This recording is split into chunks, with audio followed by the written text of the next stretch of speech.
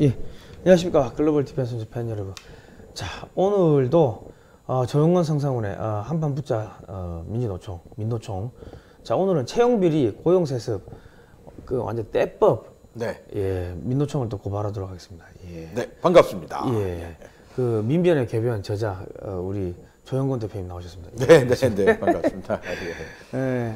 근데 지금 이 보니까 이 구글 코리아 유튜브에서 저희를 수익을 안 주겠다고, 광고비를 안 주겠다고 통지가 왔습니다. 아유, 저런. 예. 뭐 이유가 있나요? 아무 우리 경고받은 것도 없고 네. 지급 오르라고 그냥 딸랑 한 장만 날라왔습니다. 그러니까 우리가 민주노총 이런 거 하고 뭐 차별금지법 반대 이런 거 하고 뭐 그러다 보니까 이렇게 아예 입을 틀어막으려고 하는 것 같은데 사실 이게 계약 위반이죠. 광고비 주기로 하고 다 했는데 광고비 못 주겠다 이거는 계약 위반이죠. 예. 뭐 그렇다고 우리가 예. 이 목소리를 안 낼 거냐? 예. 그것도 아니지 않습니까? 예. 해야죠. 해야죠. 예. 자, 글로벌 디펜스 뉴스를 시청하시는 여러분, 상황이 이 정도면 우리가 더 많이 시청해주고 더 많이 관심을 가져줘야 예. 올바른 목소리를 낼 수 있을 것 같습니다. 도와주십시오. 예. 그리고 지금 일단 오늘 어저께 어제죠? 어제 총파업. 예. 예. 총파업 뭐 흐지부지 된 것 같은데 보니까. 예. 뭐 전국적으로 16만 명이 총파업에 참여했다고 합니다만 예. 지난번에 보여줬던 예전에 보여줬던 과격 시위는 없었습니다. 예. 그러나 이제 여의도 일대가 교통이 마비가 되면서 그 여의도에서 직장 생활을 하는 분들이 아주 큰 곤란을 겪었죠. 근데 그분들 연봉이 1억이 넘어가는데 왜 데모합니까? 어제 그 데모했던 거는 이제 그 탄력 근로제, 탄력 근무제, 그거를 그 선진국처럼 확대하겠다. 3개월이 아니라 6개월 안에 하루에 8시간씩 일주일에 40시간을 일하기로 한 건데, 예를 들어서 월화 사람도 없고 매출도 없고 그러니까 월요일은 4시간만 해. 그리고 주말에 조금 더 해줘. 뭐 이렇게 하는 게 이제 탄력 근로거든요. 그런 거를 우리나라는 지금 3개월 얘기하고 있는데 지금 6개월 정도 늘리자. 이런 논의에 대해서 이제 민노총이 반대하고 나온 거고요. 그리고 뭐 비정규직을 정규직으로 만들어라. 뭐 각종 지금 현안의 이야기들을 하고 있는 겁니다. 그러면 이게 사실은 뭐 예를 들어 장사를 한다든지 할 때 월요일에 뭐 손님이 없어. 네. 그러면은 사람 8시간 쓰는 것보다 한 4시간만 쓰고 주말에 바빠. 그러면 주말에 4시간만 좀 일 더 해줘. 네. 이게 탄력 근로제라는 거 아닙니까? 그렇습니다. 그걸 이제 반대한다는 거 아닙니까? 그렇습니다. 뭐 저 노조 입장에서는 뭐 온갖 지금까지 온갖 그 핑계를 대고 자신들 편하게 일하려고만 했던 거죠. 그러는 사이에 대한민국의 기업의 경쟁력은 뚝뚝뚝 떨어진 거죠. 그죠, 그래서 대한민국에 더 이상 공장을 짓지 않는 현상, 채용을 못 하겠다고 하는 현상, 이런 현상이 나타나는 거 아닙니까? 사실 지금 노조가 이럴 때가 아닙니다. 지금 대한민국이 얼마나 경제적으로 지금 힘든지를 지금 온갖 뭐 매체를 통해서 보도가 되고 있고요. 또 현장에 가서 보면 언론에서 보도하는 건 빙산의 일각인 만큼 더 심각합니다. 현장은. 저는 뭐 지금 이제 민주노총 문제도 사실은 정부가 의도적으로 키운 바가 있지 않은가 싶은 생각이 드는 게, 우리 지난번에 광주형 일자리 4천만 원짜리 뭐 일자리 이야기했는데, 제일 지금 센 노조가 이제 현대차 노조지 않습니까? 그렇죠. 그러면 자동차를 현대기아차만 거의 독과점적으로 놔둘 게 아니고 중소기업들 보고 야 자동차 하라. 지금 자동차는 사실 이게 뭐 큰 기술이 아니거든요. 베트남도 자동차 만드는데 우리나라 중소기업들 하라. 그리고 지금 뭐 예를 들면 이제 하나 디펜스, 저거 장갑차 만들어 해서 하니까, 야, 너희도 민수형 장갑차 만들어. 그리고 삼성이나 LG 보고, 야, 너희가 투자해가지고 전기차 만들어. 아예 치열하게 경쟁을 시켜버리면은 소비자가 선택할 거 아닙니까? 그렇게 가면은 이 민주노총이 이렇게 떼법을 못 쓰지 싶은데요. 뭐 그것도 하나의 방법일 수 있고요. 오늘 이제 민주노총이 왜 저런 그 기득권을 추구하고 있는지, 지대를 추구하고 있는 거거든요. 그 부분을 한번 어떤 실태로 저렇게 하고 있는지 좀 점검을 좀 한번 해볼 필요가 있을 것 같습니다. 그러면서 대한민국 자동차 산업 이대로 과연 괜찮은가 이런 부분도 한번 생각해 보도록 하겠습니다. 그리고 지금 또 최근에 또 이야기되는 게 출국할 때 우리가 그 면세점을 가잖아요. 근데 지금 출입할 때 해외에서 들어올 때도 면세점을 그 허용하겠다 하는데 그러면 결과적으로 연봉 1억씩 받아 놀고 먹고 이 해외 나가는 노조들만 좋아지는 거지 이 일반인들은 해외 나갈 일이 몇 번 되겠습니까? 사실 그 문제도 그 따지자면 이제 필요에 의해서 할 수도 있다고 저는 봐요. 그러나 지금 우리 사회를 심층적으로 해보면 예컨대 어떤 그 사람들이 이제 야 대한민국 사람들 큰일 났어 말이야. 인천공항에 가보면 일들 안 하고 그렇게 많은 사람들이 놀러만 다니고 있으니 대한민국이 살 수 있겠느냐. 막 이런 얘기를 하시는 분들이 있어요. 정말 대한민국 국민이 다 놀러 다니느냐? 아니 대다수가 아니 반절이 그러지 않습니다. 다니는 사람들이 집중적으로 매년 몇 번씩 나가는 거죠. 1년에 한 번도 제대로 못 나가는 사람들이 많이 있다. 성상훈 기자께서 이제 그 지점을 지적해 주시는 것 같은데요. 바로 그 우리 사회의 그 소위 귀족 노조라고 하는 사람들이 그 안에는 예컨대 그 교사들도 포함이 돼 있어요. 전교조. 그러니까 방학 중에 한 달씩 쉬는 그러고도 월급 다 나오고 보너스 다 나오고 그리고 학교에 전혀 가지 않고 그러니까 해외여행 자유롭게 나갈 수 있는 거죠. 이제 국민들이 그런 부분에 대해서 원성이 있는 거죠. 예컨대 전체 국민이 어쩌다 나갔다가 들어올 때 면세 담배 한 보루 사고 싶은데 그거를 뭐 열흘간 들고 다녀야 된다거나 그러지 않아도 들어올 때 면세점이 있으면 좋겠다. 일반적인 시각이죠. 그거는. 그런데 그 혜택을 가장 많이 보는 거는 결국은 그 귀족 노조 집단 아니냐 이런 것 때문에 사회적 문제가 논란이 되고 있다 이 정도로 뭐 말씀드리겠습니다. 알겠습니다. 자 오늘 드릴 말씀은 채용 비리입니다. 그리고 고용 세습입니다. 자 이런 일들이 또 때법으로 함께 집회 시위가 일어나고 있습니다. 이런 내용을 저는 한마디로 불공정 거래다 이렇게 말씀드리고 싶은데요. 우리나라는 불공정 거래를 단속하고 시정하기 위해서 공정거래위원회가 있지요.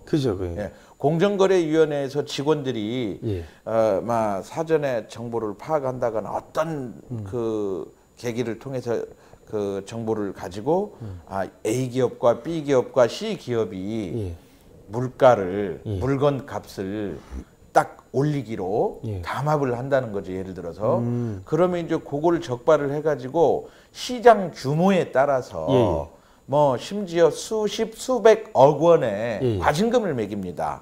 아시죠? 그런데 이제 그 이런 제도도 있어요. 적발하기가 어려우니까 담합을 4개 기업이 했다. 그런데 한 기업이 그중에 양심의 가책을 느끼고 신고를 했다. 그러면 안 매깁니다. 자중이라는 일이죠. 그러니까 이거 참 담합하기 어려운 거죠. 누가 이 안에 적이 있을지 모르고요. 사실 담합 안 좋은 겁니다. 왜냐하면 소비자 물가가 수요와 공급의 법칙에 맞게 결정이 돼야 되는데 담합을 해가지고 값을 높게 부른다. 싸게 안 판다는 거지. 아니 그러면 그 일반 국민들은 말이죠. 3,000원에 먹어야 될 거를 4,000원 주고 사서 먹어야 된다. 이게 담합이잖아요. 그러니까 불공정이죠. 그래서 그 1,000원의 이득을 본 금액이 토탈 기업이 뭐 1,000억 원어치의 이익을 봤다. 그러면 1,000억 원을 매기는 거죠. 그냥. 뭐 저는 아주 그건 잘하고 있다고 봐요. 그렇게 해서 우리 국민들 편에서 국민들이 그 가격을 적정 가격으로 시장 가격으로 물건을 사 먹을 수 있는 게 아니겠습니까? 저는 공정거래위원회가 할 일은 바로 그거라고 봐요. 그러나 그게 반이면 나머지 반이면 또 다른 가격 담합이 있지요. 바로 임금 담합이죠. 임금도 담합하는 겁니다. 지금 귀족 노조가 임금을 담합하고 있다는 사실이죠. 시장에서는 예. 지금 광주형 일자리가 그 대표적인 사례 아닙니까? 예, 예. 연봉 4천만 원, 아니 최근에 보니까 연봉 3,500까지도 얘기를 하고 있어요. 예. 연봉 3,500 내지 연봉 4천을 받고 나는 일할 용의가 있다. 이게 시장이거든요. 예. 그 시장을 노조가 예. 그렇게는 못해. 예. 예. 그러면 데모할 거야. 예. 협박하는 거죠. 그죠. 이거 담합 아닌가요? 담합이죠. 이 사실은 네. 예. 담합이죠. 예. 아주 큰 담합이에요. 예. 그러니까 시장에서 그 뭐 물건값을 올려댄 거는 한 전체 국민 가게에 예. 예컨대 몇천 원, 몇만 원의 손해가 갈 수 있어요. 예. 그런데 이 임금 담합은 예. 국민의 일자리를 동결시켜 버린 거거든요. 예. 쫓아낸 거예요. 그러니까 한 가게당 수만 원의 손해가 아니라 예. 대한민국의 미래가 걸려 있는 문제예요. 그런데 이거를 수년 아니 십수년 20년 가까이 예. 이 시장의 임금의 담합을 예. 모른 채 하고 있다라는 거죠. 예. 그러니까 이제 왜 그럴까요? 이거 약자라서 그런 건지 뭐 노조가 약자인가요? 아니 근데 아니 노조가 아니 그러니까 이게 제가 이 노조를 보니까 태극기 집회 나오시는 분들도 중에도 그 민노총 회원이 있더라고. 아이고 왜 그거 가입하셨으니까 가입을 안 하면 일자리를 안 준다는 거죠. 그리고 월급 통장에서 자동으로 빼간다 뭐 그런 이야기를 하시더라고요. 참 사실은 이게 또 담합인 거죠. 이 사실은 어찌 보면요. 예. 이게 불법이죠, 불법. 불법이죠. 사실 불법이죠. 불법이죠. 예, 그럼요. 예. 그때 노동 인권을 얘기하는 거거든요. 예. 나는 그 신성한 노동을 하고 내가 돈을 벌 권리가 있어. 그죠. 그런데 왜 네가 내 그 부당하게 간섭을 하는 거야? 예. 내가 일하는 거에 대해서. 그죠. 일 시키는 사람한테도 간섭하는 거고 일을 하는 사람한테도 간섭하는 거고 예. 그런 거죠. 근데 우리 사회가 그런 부분을 다 그냥 봐주는 거죠 지금. 그러니까 저는 뭐 납득이 안 되는 게 옛날에 무슨 이 뭐 민주화 운동했다는 사람들 뭐 전태일 뭐 불지르고 뭐 저 노동자의 인권을 뭐 노동권을 보장하기 위해서 불지르고 뭐 죽었다 이런 이야기들 하는데 예. 저는 그게 좀 납득이 안 되는 게 그때는 일자리 자체가 없었기 때문에 일자리를 갖고 있는 사람들이 사실은 어떻게 보면 혜택 받은 사람이었거든요. 그 지금의 그렇죠. 기준으로서 예. 그때를 봐가지고는 이게 안 되는 건데 이상하게 그런 이야기를 계속하면서 사실 자기들은 임금 담합해가지고 다른 사람이 일자리를 지금 방해하고 있는 거지 않습니까? 류석춘 연세대학교 교수가 예. 책을 써서 그 예. 논문을 모아서 책을 낸 것 중에 예. 그 전태일 열사가 받았던 임금이 예. 결코 적지 않았다. 그 사회상에 비하면 그죠, 예. 이런 뭐 연구 자료도 발표하고 그랬습니다. 전태일 열사가 몇 년도 사람이죠? 그게?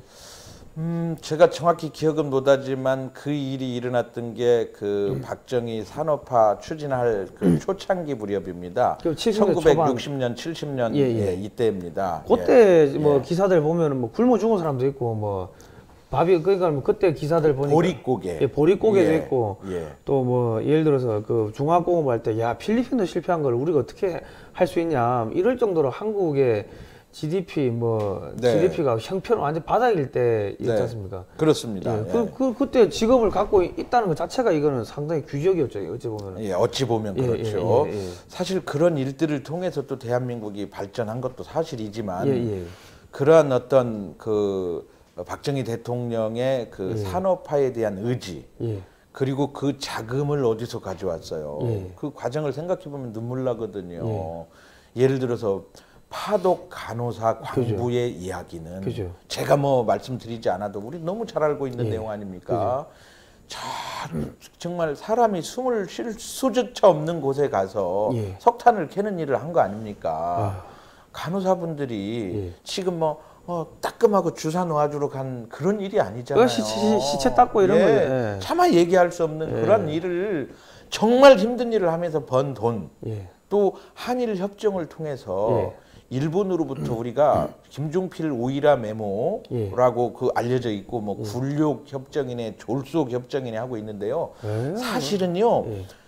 대한민국 정부 예산의 4배를 가져왔어요. 그때 1965년에 그러한 돈, 또 베트남 파병 해가지고 뭐 정말 국민의 피와 땀과 같은 돈을 가지고 자 필리핀은 그 일본으로부터 보상을 받은 돈을 가지고 피해자들 다 주고 정치인들이 그냥 쓴 거예요. 그죠. 그러니까 대한민국보다 잘 살던 나라가 지금 훨씬 못 살게 된 거고요. 그러니까 장충체육관을 필리핀이 지었다면서요. 네, 그렇습니다. 그런데 우리나라는 심지어 한일협정에서 일본으로부터 받은 돈, 강제징용 배상을 해줘야 될 돈들 중에 일부를 안 줬어요. 안 주고 대한민국 경제 발전을 위해서 썼다라는 거죠. 그러면 그때 그 보상 안 해준 거는 지금 우리 정부가 보상을 해줘야 되는 거예요? 사실 그렇죠. 그런 얘기를 좀 해야 되는데요. 그 얘기는 그죠. 나중에 하시죠. 결론으로 한번 따로 한번 그죠. 짚어서 말씀을 드리고요. 이렇게 이제 그 노조가 불공정 거래를 하고 있는데 우리 공정거래위원회는 뭐 지난 정부, 지지난 정부도 마찬가지고 노조의 그 불법 담합에 대해서는 단 한마디 말도 못 하고요. 기업만 혼내줬다 그 말이죠. 저는 이 부분에서 노조의 문제를 좀 한번 조목조목 짚어보려고 하는데요. 자, 그 대한민국의 그 피용자 보수 영업 잉여를 한번 지난번에도 잠깐 설명을 해드렸는데요.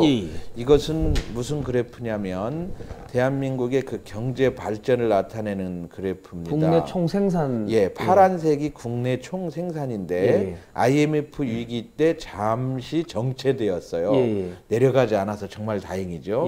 잠시 정체되었다가 글로벌 금융위기 때 좀 꺾이는 듯 하면서 그걸 극복하자마자 바로 치솟아 올라가는 거죠. 대한민국의 경제력이 이렇게 성장했습니다. 2015년까지죠. 그런데 이때 이 피용자 보수와 영업 잉여를 두 그래프를 띄어서 한번 보겠습니다. 피용자 보수는 IMF 위기 때 꺾였어요. 그러니까 이때 굉장히 힘들었던 거죠.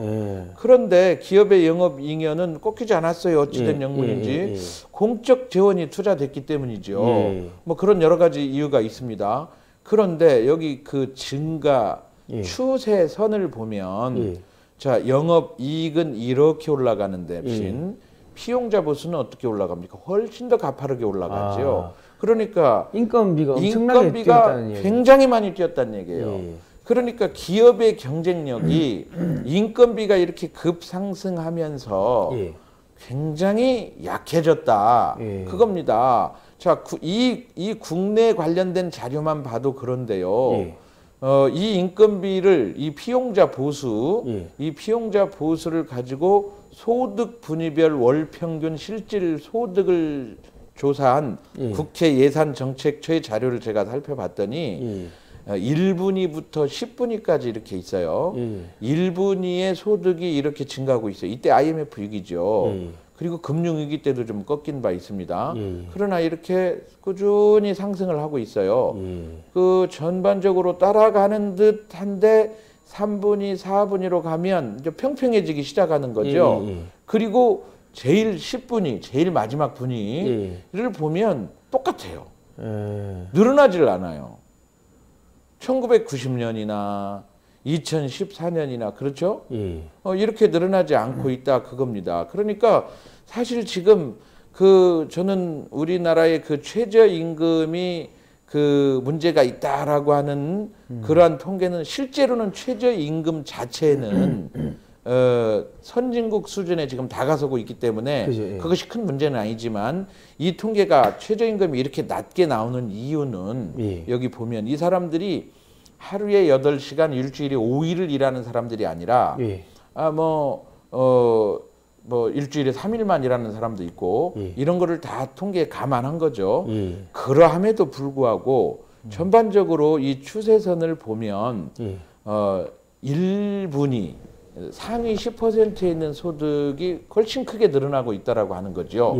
이게 지금 저는 이 피용자 보수가 늘어나고 있는 이 추세선, 이 그렇게 크게 늘어났는데 국민 전체로 늘어난 게 아니라 월급 많이 받는 사람들이 더 많이 받게 됐더라. 그 얘기입니다. 그러니까 특정 집단이 왕창 가져간다는 이야기 아닙니까? 그렇습니다. 그런데 저는 그 자본주의, 자유주의 사회에서는 일을 10시간을 했다, 이 사람은. 그러면 이만큼 가져가야죠. 이 사람은 일을 1시간밖에 안 했다. 당연한 겁니다. 이렇게 줘야 되는 거예요. 그런데 놀랍게도 이 최하위 분위는 놔두고요. 요 바로 9분위나 8분위에 속한 사람들의 경우는 놀랍게도 여기에 있는 사람이나 여기에 있는 사람이나 일하는 노동 강도, 노동 생산성의 차이가 크지 않다라는 겁니다. 같은 일을 하는데 누군가 더 많이 받아가는. 그렇습니다. 이게 지금 비정규직 하청들의 문제인 거지요. 그러니까 귀족 노조는 지금 비정규직을 정규직으로 만들겠다고 그들이 막 떠들고 있는데 실제로는 그들은 그걸 원하지 않아요. 왜냐하면 이 사람들이 다 똑같이 여기에 들어가게 되면 회사는 망하는 겁니다. 이 월급을 줄 수가 없어요. 망하면 자기는 거지 되니까 그렇죠. 원하지는 않는 거예요. 명분상으로 떠들고 있는 거죠. 그게 지금 이 그래프에서 나타나는 어떤 그런 거라고 봐지는 거고요. 자, 이 그래프는 제가 지금 계속 보여드리고 있습니다. 우리나라의 그 자동차 공장의 근로자가 이렇게 6만 달러가 넘는 돈을 6천만 2013년도에 받았다. 7천만 원입니다. 환율로 하면 2013년도에. 그런데 독일도 미국도 일본이 이 사이에 있습니다. 일본이. 독일이나 미국이나 일본 전통적인 자동차 제조 왕국. 또 한국보다 인건비가 높지 않다. 우리가 독일보다 차 잘 만드니까. 그것도 아닌데. 그죠. 그것도 아니지 않습니까? 1인당 그 차량 생산 대수가 많은 것도 아닌데. 그런데도 불구하고 임금이 높다.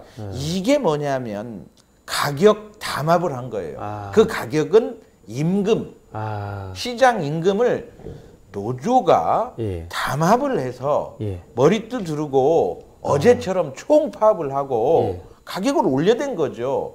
그러니까 기업들은 한국에서 적응 못하고 밖으로 나간 거죠. 그럼 결과적으로 노조가 기업을 쫓아낸 거네요. 그렇습니다. 이게 지금 가장 큰 문제라고 하는 거죠. 뭐 자동차 강국의 나라하고 임금 비교를 하니까 그래도 우리가 이렇게 많아서 이 그래프만 보고도 놀라는데요. 이 그래프를 보면 이건 비교 자체가 안 되는 거예요. 2013년 자료이긴 하지만 코스타리카, 중국, 카자흐스탄, 베트남, 파키스탄 이런 나라들이 이렇게 임금 격차가 많이 나고 있다 그거죠. 그러니까 기업들은 이런 임금이 낮은 나라를 향해서 가는 거 아닙니까? 그러니까 우리는 지금 광주형 일자리는 지난번에 말씀드렸던 광주형 일자리는 여기가 아니라 이 중간선에서 중간 이하 연봉 9,700인데 4,000 받겠다고 했으니까 중간 이하 아닙니까? 이 그래프로라면 여기 정도, 이 그래프에 보면 여기 정도, 독일, 미국보다 낮게 받겠다. 그게 맞죠, 사실. 그죠, 대한민국에서는 미국보다 인건비가 낮아야 맞는 거죠. 미국의 물가라고 하는 게 있는데요. 그죠. 그런데 대한민국이 이렇게 임금을 많이 받으면 자동차 생산에 종사하는 정규직, 그것도 현대화된 조립 라인. 그래서 각 부품사들이 각각 부품을 다 야무지게 만들어가지고 갖다 주고 그걸 척척 얹기만 하면 되는 거예요. 그런데 그 공장 조립 라인을 제가 보니까 그것도 반자동화가 돼 있어가지고 무거운 거 드는 건 로봇 기계가 다 들어서 사람은 정교하게 갖다 맞추는 일만 해요. 제가 보니까 이게 그거 하다가 만약에 무거운 거 들려 다치면 또 산재 피곤하니까. 그거야 당연한 거고요. 그러니까 요즘 무인화 로봇화 하더라고요. 맞습니다. 그러니까 이렇게 높은 인건비를 받아야 될 이유가 전혀 없는 거죠. 그런데 지금 이렇게 임금 담합을 하고 있다. 이게 불공정 거래다라고 하는 말씀을 드리는 거고요. 그래서 이제 그 채용 비리가 왜 나오는가 봤더니 사장은 가장 능력 있는 직원을 선발하려고 할 겁니다. 그죠? 회사를 위해서 일은 많이 하고 월급은 적게 받아가고 그래도 불만이 없는 직원. 근데 직원은 또 반대죠. 일은 조금하고 월급은 많이 받을 회사. 근데 그거 서로 선택하는 거예요. 그 교차점에서 임금이 결정이 되는 거예요. 처음에 입사할 때 네. 얼마 받고 싶냐 물어보잖아요. 아니 뭐 그러니까 그렇게 다 시장에서 가격 수요 조절을 하는 거 아닙니까? 그런데 임금 담합을 해버리면 이 그래프처럼 되는 거예요. 그러니까 광주에서 도대체 나는 이 월급 아니어도 이거에 반도 못 되는 임금을 받아도 나는 일을 하고 싶다. 회사도 그렇게 하고 싶다. 채용하고 싶다. 노조가 반대하는 거 아니에요. 대한민국 일자리를, 대한민국 청년의 미래를 이렇게 노조가 내쫓아서야 되겠느냐 이 얘기를 하는 거고요. 자, 그러다 보니까 이제 또 하나의 문제는 뭐냐면 이 노조가 이 고용 지분을 갖게 되는 거죠. 고용 지분을 노조가 고용 지분을 갖게 되면 이 노조는 힘이 있어가지고 회사하고 협상하는 거예요. 이 협상을 안 들어주면 회사는 끌려가니까 회사는 굴려야 되겠고 그러니까 아래서 좋은 사람 추천해봐. 이렇게 노조한테 슬쩍 양보한 거죠. 자, 여기 한번 읽어볼까요? 한번 무슨 신문 기사인지. 한국 GM 전 노조위원장 한 명은 정규직 채용 대가로 3명으로부터 2,500만 원을 받은 데다 선물 세트와 체육복 등 납품업체 선정 대가로 5억 6천만 원이겠죠? 억 원. 5억 6천만 원. 만 원이죠. 만 원을 5억 6천만 원을 받아 화장실 천장에 4억 원, 자신의 차량에 5천만 원을 숨겨줬다가 적발됐다. 이게 조선일보 민주노총 고용세습 명단 공개 2016년 일어난 일을 2017년에 보도한 겁니다. 아이고야.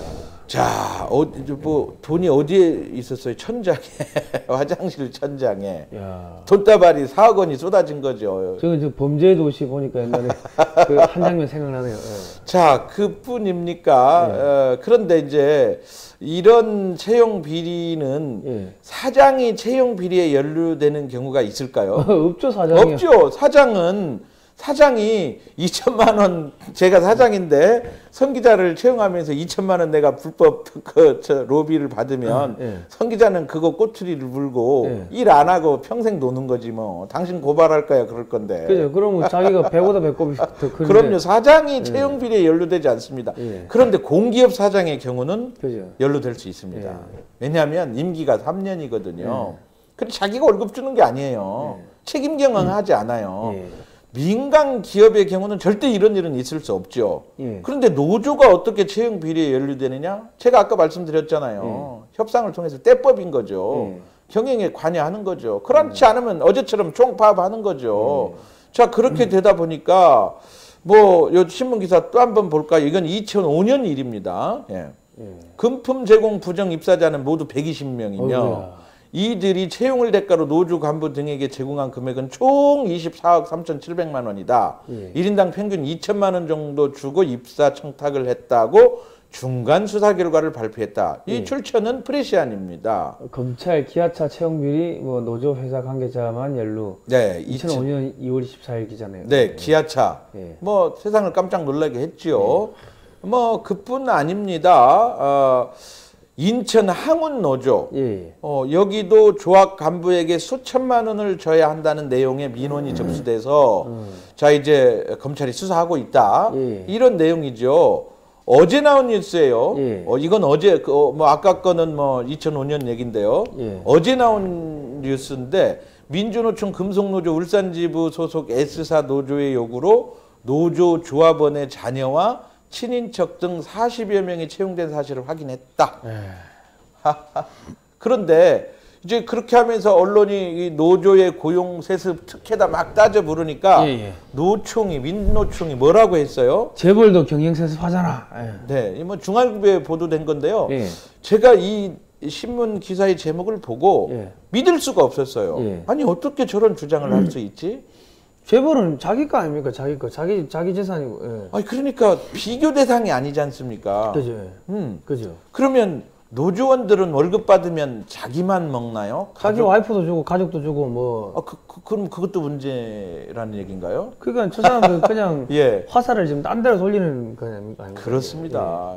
참 이러한 어떤 국민들한테 정말 엎드려 절해도 모자랄 판국에 총파업하고 있죠. 아니 그러니까 그 일자리 다 쫓고 있죠. 고용주들 같은 경우는 저 따위 일도 안 하고 진짜 저런 인간들을 갖다가 고용하고 월급을 줘야 되는데 피눈물 나죠. 왜냐면은 예를 들어서 그 친인척 중에 한 명 야씨 써주라 해가지고 받잖아요.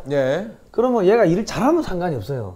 근데 잘하면 딴 회사 갔겠지. 그렇지. 그럼 뭐 형님 회사 뭐 들어오면 저거 때려 죽이도 못하고 골 때리는 거죠. 지금 이게 지금 그 2018년 한 해가 저물어가는 이때 대한민국의 화두입니다. 사실 이런 일이 있으면요. 그 예를 들자면 민주노총을 탄핵해야 되는 거지. 그러니까 지금 요 법관도 탄핵하던데 민주노총 탄핵해야겠네. 네, 탄핵해야 되는 겁니다. 그런 일들이 지금 백두대낮에 지금 벌어지고 있다. 그런 얘기입니다. 그러니까 채용 비리, 고용 세습 뭐 이런 얘기들이 지금 계속 나오고 있지 않습니까? 그런데 이런 일들의 그 근본 원인이 뭐냐? 떼법이라는 거죠. 그래서 도로를 저기 지금 2015년 모습인데요. 뉴시스에서 찍은 사진입니다만 저 광화문 일대를 도로를 다 점거를 했어요. 그러면 버스가 다닐 수 있어요? 택시가 다닐 수 있어요? 승용차가 다닐 수 있습니까? 출퇴근을 할 수가 있습니까? 거기서 수없이 많은 피해자들이 발생을 하는 거죠. 그런데 그런 부분에 대해서 그냥 우리 사회는 그게 집회 시위의 자유라고 하는 거예요. 자유는 남한테 피해를 안 줘야지 맞습니다. 진정한 자유는 표현의 자유를 포함해서 모두 다 대한민국의 자유민주주의라고는 네 마음대로 할 수 있어.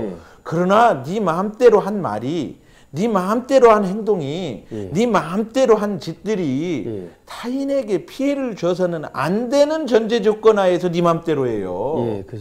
그게 자유입니다. 그런데 이 사람들은 타인에게 엄청난 피해를 주는 거죠. 그러니까 네 마음대로 이렇게 그건 자유가 아닌 거죠. 방종인 거죠. 제가 이 글씨가 깨알 같은 게 이게 지금 사회교과서예요. 예전에 15년 전에 만들어진 사회교과서에는 제가 크게 써봤어요.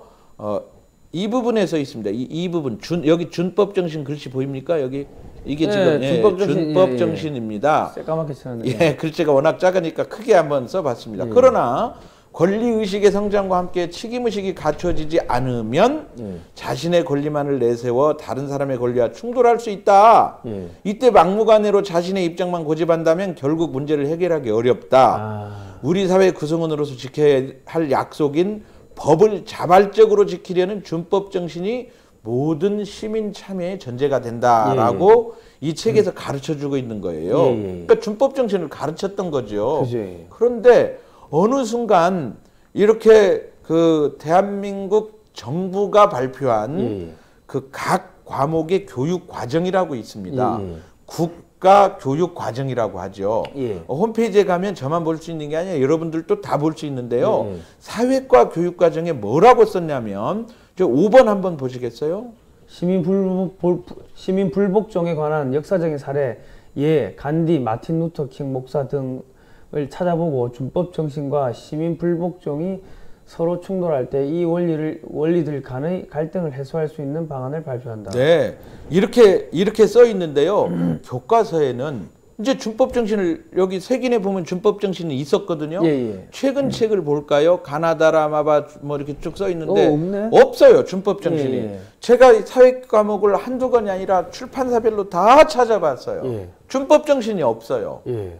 그리고 시민 불복종, 불평등 이런 얘기가 계속 들어가는 거죠. 그러면 아니 노조가 일도 안 하고 저래 많이 받아먹고 남의 일자리도 못하게 하고 월급에서 그냥 강제로 빼가고 야 여기 오늘 노조 집회 안 나오면 너 일자리 안 줘. 이게 사실 불평등 아닙니까? 그렇습니다. 그러면 여기다 우리가 시민들이 불복종해야 되는 거 아닙니까? 맞습니다. 그러니까 지금 대한민국이 이렇게 떼법 공화국이 돼가지고 있는 거 자신들의 권리를 주장한다고 통행의 자유를 막아버리는 거, 금지시켜버린 거, 이거는 어마어마한 떼법이에요. 선진국에서는 도저히 용납할 수 없는 거죠. 아니 그러니까 저렇게 막으면은 그 서울시나 이 정부는 또 뭘 하냐면 시민의 불편을 최소화하기 위해서 지하철을 연장 운행한다. 뭐 이런 이야기를 또 해요. 말도 안 되는 거죠. 그래서 그 공권력이 그렇게 무력화되는 겁니다. 시민들이 공권력을 그렇게 하면 신뢰하겠습니까? 공권력은 시민의 자유를 보장을 해줘야 되는 거예요. 그래서 그런 부분에서 다시 오늘 얘기를 정리하자면 이렇게 노동시장의 문제는 이 임금 그래프처럼 분명히 기업주만 담합을 하는 게 아니라 임금을 받는 노동자들도 담합을 통해서 우리보다 훨씬 잘 사는 GDP가 많은 그런 나라들의 인건비보다도 높아져 버렸다. 그러니까 대부분 90% 국민의 노동이 저들한테 착취당했다. 그 얘기입니다. 예. 이 임금 담합을 예. 공정거래위원회는 예. 즉각 조사하고 예. 시정해서 예. 국민이 편하게 살 수 있도록 해야 된다. 그겁니다. 그러니까 지금 노조가 일반 청년들의 일자리를 다 뺏어가고 있고 자기들 기득권을 더 강화하고 더 자기들 뭐 배부르게 먹고 살려고 또 뭐 데모하고 하는데 지금 현재 문재인 정부가 오냐 하고 있으니까 문재인 정부가 사실은 일자리를 날려버려 발로 뻥 차는 거하고 똑같은 상황 아닙니까? 그렇습니다. 예. 이 심각한 상황을 우리 국민들이 모르냐? 예. 압니다. 예. 아는데도 불구하고 언론들이 제대로 이걸 보도를 하지 않기 때문에 예. 우리 글로벌 디펜스 뉴스가 예. 유튜브를 통해서 예. 이거를 전파하는 거거든요. 여러분들께서 정말 이 동영상 그 주소를 예. 좀 SNS를 통해서 많이 좀 전파를 했으면 좋겠습니다. 예, 여러분 많이 전파하시니까요. 구글에서 저희 그 뭡니까 광고비를 잘라버렸어요. 나 요즘 뒷골이야. 이거 웃을 수 없는 정말 가슴 아픈 일입니다. 요 스트레스가 타고 내립니다. 네, 어쨌든 간에 예. 참 저희가 이거 방송 만드니까 여러분 많이 다운로드도 받아가십시오. 저희 해가지고 이게 전 세계에다 알려야 되는 겁니다. 예, 알려야 되니까 SNS를 많이 퍼뜨려 주시고 그리고 저희 황금알 낳는 최첨단 방위산업 네. 그 책도 좀 사주시고 그리고 정기 후원 좀 부탁드리겠습니다. 이 뭐 우리가 악으로 깡으로 싸우려고 하는데 그래도 뭐 군자금 있어야지 싸우니까 좀 후원해 주시면 감사하겠습니다. 네. 예.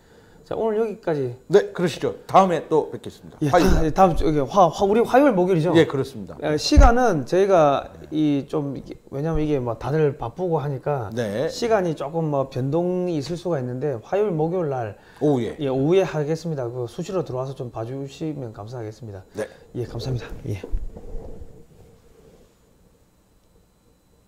수고하셨습니다. 예, 고생하셨습니다. 예. 와, 이거 심하네 진짜. 진짜 이거는 우리가 많이 전파를 해야 돼요. 지금 아주 심각한 부분이에요. 고생하셨습니다. 자, 우리 7시라 가야 돼. 그러면 너는